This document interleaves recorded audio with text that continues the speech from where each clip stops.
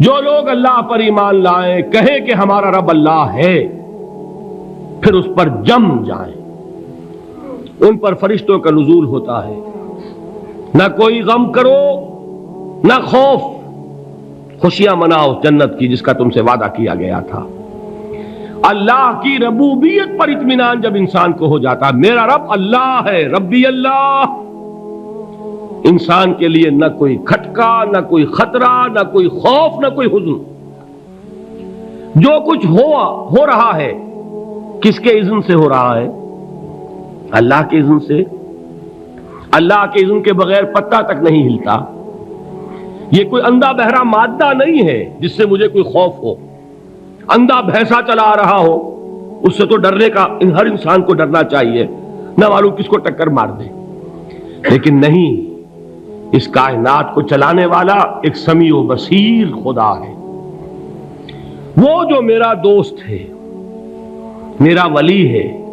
اللہ ولی الذین آمنوا یخرجہم من الظلمات الی النور۔ اللہ اہل ایمان کا ولی ہے، ساتھی ہے، پشت پناہ ہے، مددگار ہے، حمایتی ہے۔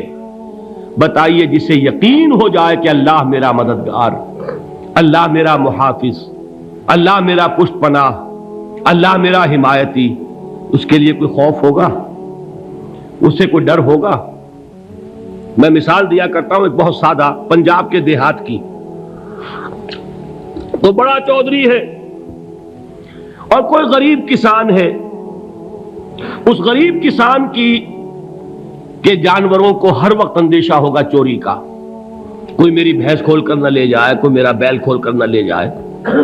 لیکن جس کے بارے میں یہ سب کو معلوم ہو کہ وہ جو بڑا چودھری ہے وہ اس کا دوست ہے، اس کی بچیا کو کوئی خوف ہوگا؟ اس کی بھینس پر کوئی ہاتھ ڈالے گا؟ اسے کوئی اندیشہ ہوگا؟ نہیں۔ کیوں؟ کہ وہ بڑا چودھری، بڑا اس کا یہاں کا سردار، جاگیردار، سب کو معلوم ہے وہ میرا دوست ہے، کوئی میرے خلاف اقدام نہیں کر سکتا۔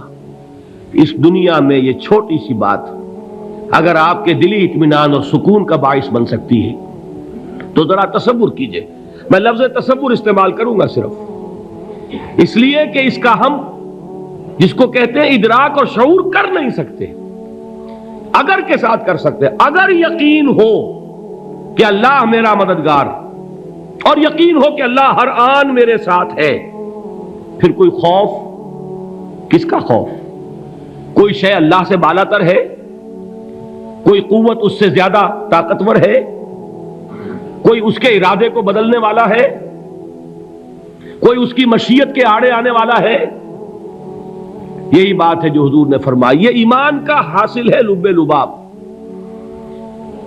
کہ دیکھو اچھی طرح اس بات کو ذہن نشین کر لو، اگر تمام انسان مل کر تمہیں کوئی نقصان پہنچانا چاہے نہیں پہنچا سکتے، مگر جو کچھ اللہ نے لکھ دیا ہو، اور تمام انسان مل کر تمہیں کوئی نفع پہنچانا چاہیں نہیں پہنچا سکتے، مگر وہ شے جو اللہ نے طے کر دی ہو۔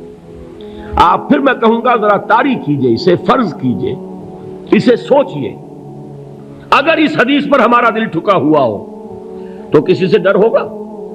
یہ مجھے نقصان نہ پہنچا دے، یہ میری رپورٹ خراب نہ کر دے، یہ میری انکریمنٹ نہ رکوا دے، یہ میرا یہ نہ بگاڑ دے، یہ میرا یہ نقصان نہ پہنچا دے۔ اس کا ڈر، اس کا ڈر، اس کا خوف، اس کی خوشامد، اس کے لیے جا کر طرح طرح سے اپنی عزت نفس کو ذلیل کروانا اس کے سامنے، یہ سب کچھ کیوں کرتا ہے انسان؟ جب سمجھتا ہے کہ اس کے ہاتھ میں میرا کوئی نفع ہے، اس کے ہاتھ میں میرے لیے کوئی ضرر ہے، یہ مجھے کوئی گزن پہنچا سکتا ہے، یہ مجھے کوئی نقصان پہنچا سکتا ہے، یہ میرا کوئی کام بنا سکتا ہے، یہ میری کوئی ضرورت پوری کر سکتا ہے، اسی کا نام شرک ہے۔ جہاں آپ نے یہ سمجھا کہ غیر اللہ کے اندر کوئی طاقت موجود ہے، وہی شرک ہے۔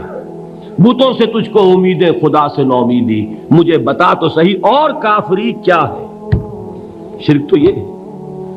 جس پر بھی تمہیں یہ خیال ہے، کلمہ ہے یہ کلمہ سوم، لا حول ولا قوت الا باللہ، ذرا اس پر دل کو کبھی اگر آپ تصور کریں، پھر فرض کریں، دل ٹھک جائے اس پر، کوئی طاقت نہیں۔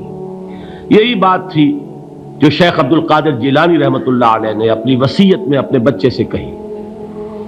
11ویں دینے والے ہیں، لیکن حضرت شیخ عبد القادر جیلانی کی وصیت اور تعلیمات کو کتنے لوگ ہیں کہ جانتے ہو؟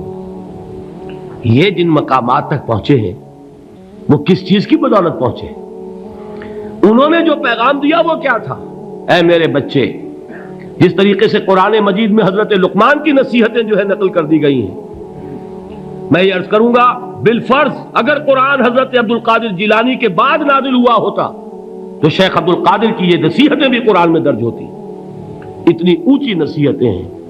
اے میرے بچے، اس حقیقت کو ذہن نشین کر لے، لا فاعل فی الحقیقت ولا مؤثر الا اللہ.